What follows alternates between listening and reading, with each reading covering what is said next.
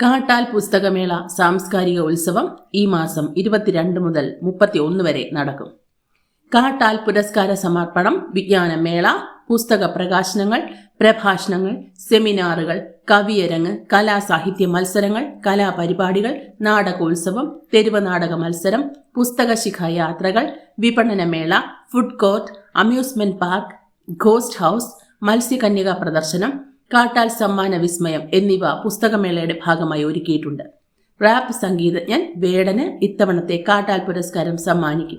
ഇത്തവണ മുതൽ മികച്ച ദൃശ്യ പത്രമാധ്യമ ഓൺലൈൻ പ്രവർത്തകർക്ക് പുരസ്കാരങ്ങൾ സമ്മാനിക്കും.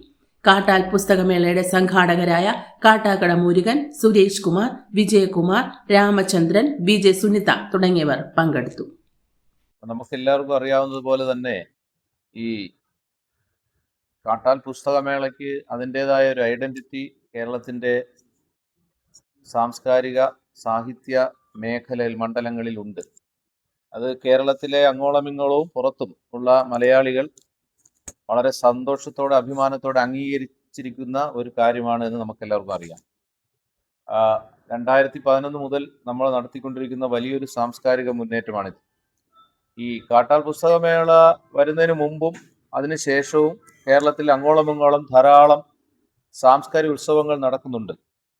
എന്നാൽ കാട്ടാൽ പുസ്തകമേള വന്നതിന് ശേഷം വലിയൊരു മാറ്റം കേരളത്തിലെ വിവിധ ഭാഗങ്ങളിൽ വലിയ തോതിൽ ഗ്രാമീണ മേഖലകളിൽ വലിയ സാംസ്കാരിക ഉത്സവങ്ങൾക്ക് പ്രചോദനമാകാൻ ഇടയാക്കിയ ഒരു സാംസ്കാരിക മുന്നേറ്റമാണ് നമ്മൾ കാട്ടാക്കടയിൽ നിന്ന് നടത്തുന്ന ഈ കാട്ടാൽ പുസ്തകമേള.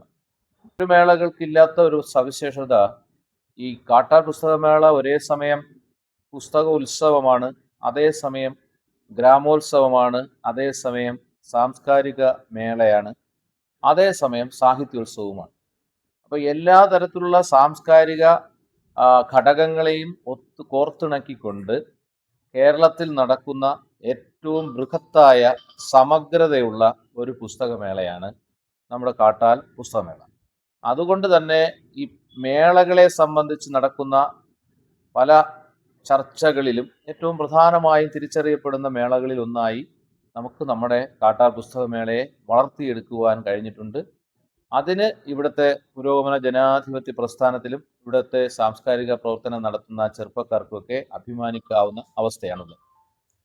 ഈ വർഷത്തെ പുസ്തകമേള കഴിഞ്ഞ വർഷങ്ങളിൽ ഉണ്ടായിരുന്നതിനേക്കാൾ പൂർവാധികം ഗംഭീരവും ഭംഗിയുമായിട്ടാണ് ഡിസൈൻ ചെയ്തിരിക്കുന്നത്. കഴിഞ്ഞ ഓരോ വർഷക്കാലവും നമ്മുടെ മേള വ്യത്യസ്തമായ തലങ്ങളിലേക്ക് കയറിപ്പോകും. നമ്മുടെ പുസ്തകമേളയുടെ പരിസരം നമ്മൾ ആദ്യം വിപുലമാക്കി വലുതാക്കി, പിന്നെ പുസ്തകമേളയുടെ സമയം ദൈർഘ്യം കൂട്ടി, പുസ്തകമേളയുടെ വൈവിധ്യം നമ്മൾ വർദ്ധിപ്പിച്ചു.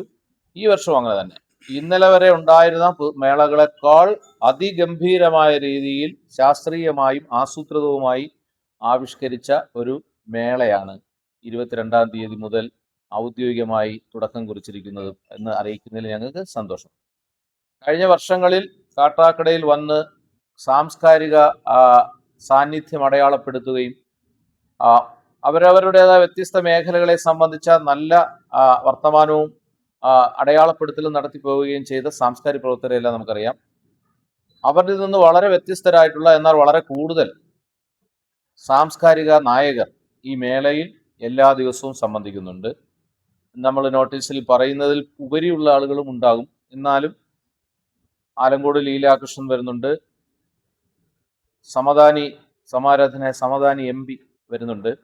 സമദാനി MP-യുടെ കാര്യം ഈ നോട്ടീസ് വന്നിട്ടില്ല. ഇതിന്റെ സമഗ്രമായ നോട്ടീസ് ഉച്ചയ്ക്ക് നിങ്ങൾക്ക് എത്തും. ഇത് നമുക്ക് നമ്മളെ മേളയെ സംബന്ധിച്ചൊരു ധാരണ മറ്റുള്ളവർക്ക് എത്തിക്കുന്നതിന് വേണ്ടി ഞങ്ങൾ ആദ്യം ഉണ്ടാക്കിയ ബ്രോഷറാണ് നിങ്ങളുടെ കയ്യിൽ എത്തിയിരിക്കുന്നത്. നോട്ടീസ്, ഈ ബ്രോഷറിനുപരിയുള്ള നോട്ടീസ് ഒന്ന് ഉച്ചയ്ക്ക് ദയവായി നിങ്ങളുടെ എല്ലാ ഓഫീസിൽ എത്തും. അപ്പോൾ സമദാനി MP ഉണ്ട്. അതുപോലെ തന്നെ കേരളത്തിൻ്റെ ട്രാൻസ്പോർട്ട് വകുപ്പ് മന്ത്രിയാകും എന്നിപ്പോൾ നമ്മൾ കരുതുന്ന പ്രിയപ്പെട്ട CP ജോൺ ഉണ്ടാവും. ഒപ്പം കേരളത്തിലെ വിവിധങ്ങളായ മേഖലകളിലെ മൈത്രേയനെ പോലുള്ള, സുനിൽ P ഇളയിടത്തെ പോലുള്ള, ഡോക്ടർ ശ്യാംകുമാറിനെ പോലെയുള്ള വിവിധ മേഖലകളെ കേരളത്തെ ഊർജ്ജസ്വലമായി നിലനിർത്താൻ ഇടയാക്കുന്ന ഫാസിസം കേരളത്തിൻ്റെ ശരീരത്തിലേക്ക് കടന്നു വരുന്നതിനെ അവരവരുടെ കോണിൽ നിന്നുകൊണ്ട് ശക്തമായി പ്രതിരോധിക്കുന്ന കേരളത്തിന്റെ സാംസ്കാരിക അവശേഷിപ്പുകളിലെ പില്ലറുകളായി കണക്കാക്കുന്ന പ്രഭാഷകർ നമ്മുടെ മേളയിൽ വന്നു പോകുന്നുണ്ട്. അതാണ് കാട്ടാൽ പുസ്തകമേളയിൽ പങ്കെടുത്തുകൊണ്ട് ഇന്നയാൾ കേരളത്തിന്റെ സാംസ്കാരിക കാര്യ ചരിത്രത്തെ, മതത്തെ സംബന്ധിച്ച്, ജാതിയെ സംബന്ധിച്ച്, വർഗീയതയെ സംബന്ധിച്ച്, വിഭാഗീയതയെ സംബന്ധിച്ച്, സ്ത്രീ സമത്വത്തെ സംബന്ധിച്ച്, കലയെ സംബന്ധിച്ചെല്ലാം ഇന്ന വർത്തമാനങ്ങളിലൂടെ കടന്നുപോയി എന്ന കാര്യം ലോകത്തെ അറിയിക്കുന്ന തരത്തിലേക്കുള്ള ഒരു ദിശാബോധമുള്ള ഒരു മാധ്യമ റിപ്പോർട്ടിംഗ് ആഗ്രഹിക്കുന്നു ഞങ്ങൾ പ്രിയപ്പെട്ടവർ. കാട്ടാ പുസ്തകമേളയുടെ 10 ദിവസങ്ങളിലും നമുക്ക് കുടുംബസമേതം വന്ന് സന്തോഷകരമായി ഒരുമിച്ചിടപെടാനുള്ള തരത്തിൽ ഉള്ള കലാപരിപാടികൾ ഞങ്ങൾ പ്ലാൻ ചെയ്തിട്ടുണ്ട്. നിങ്ങൾക്ക് നോട്ടീസിലൂടെ കടന്നു പോകുമ്പോൾ അത് മനസ്സിലാകും. പക്ഷെ ഒരു കാലത്ത് കാട്ടാക്കട എന്ന് കേൾക്കുമ്പോൾ അതിൽ കലയോ സാഹിത്യമോ ഒന്നും ഉണ്ടെന്ന് ജനത്തിന് അറിയില്ലായിരുന്നു. ഒരു കാലത്ത് കാട്ടാക്കട എന്ന് കേൾക്കുമ്പോൾ വേറെ രീതിയിൽ കണ്ടിരുന്ന ഒരു അപരിഷ്കൃത ജനം തിരുവനന്തപുരം നഗരത്തിൽ ഉണ്ടായിരുന്നു. അപരിഷ്കൃതർ അവരിപ്പം മാറിയിട്ടുണ്ട്, പരിഷ്കാരമുള്ളവരായി മാറി.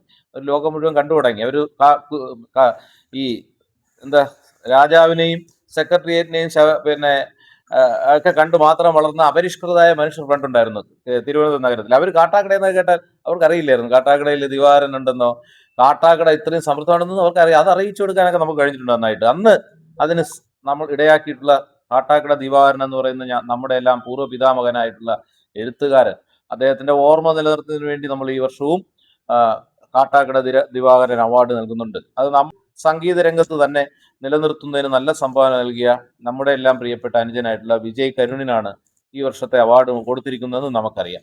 അത് കാട്ടാക്കട പ്രേംകുമാർ എന്ന് പറയുന്ന അനശ്വരനായ കലാകാരൻ, ഒരു കാലത്ത് ആകാശവാണിയുടെ ശബ്ദമായിരുന്ന, ഈ കാട്ടാക്കടയിൽ നിന്ന് ഒരു സെലിബ്രിറ്റി ഗ്ലാമർ ഉണ്ടായിരുന്ന ആദ്യത്തെ കലാകാരന്മാരിൽ ഒരാളാണ് ഈ കാട്ടാക്കട പ്രേംകുമാർ. അദ്ദേഹത്തിന്റെ പേരിൽ കൊടുക്കുന്ന ഈ വർഷത്തെ കാട്ടാക്കട പ്രേംകുമാർ അവാർഡ് എന്ന് പറയുന്നത് ഊരുട്ടമലം ബാലകൃഷ്ണൻ എന്ന് പറയുന്ന എഴുത്തുകാരനാണ് കൊടുക്കുന്നത്.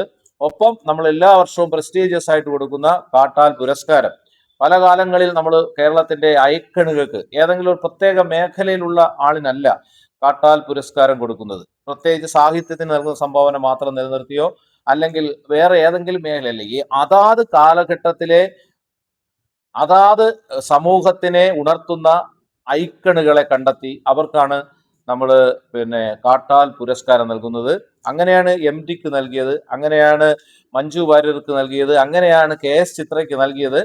അങ്ങനെയാണ് ഇപ്പോൾ ഈ വർഷം മലയാള ഭാഷയെ റാപ്പ് സംഗീതത്തിന്റെ മുഖ്യധാരയിലേക്ക് ഉയർത്തുന്നതിന് നിസ്തുലമായ സംഭാവന നൽകിയ കിരൺദാസ് മുരളി എന്ന വേടൻ എന്ന കലാകാരനെ കേരളത്തിന്റെ 4 അതിർവരമ്പുകളിൽ മാത്രമല്ല, ലോകോത്തരമായി വരുന്ന ഏത് മാറ്റത്തിനോടും അനുഗുണമായി നിൽക്കാൻ പറ്റുന്ന ഒരു ഫോക്ലോർ കല, ഏത് റാപ്പിലെയും കൊരുത്താൻ പറ്റുന്ന ഫോക്ലോർ നമുക്കുണ്ടെന്ന് ലോകം മുഴുവൻ കാണിച്ചു കൊടുക്കാൻ കഴിഞ്ഞ, ലോക സംഗീതത്തിൽ റാപ്പ് മ്യൂസിക്കിൽ കേരളത്തെ അടയാളപ്പെടുത്തിയ, മലയാള ഭാഷയെ അടയാളപ്പെടുത്തിയ പ്രതിഭാശാലിയായ കിരൺദാസ് മുരളിക്കാണ് ഈ വർഷത്തെ കാട്ടാൽ പുരസ്കാരം നൽകുന്നത്.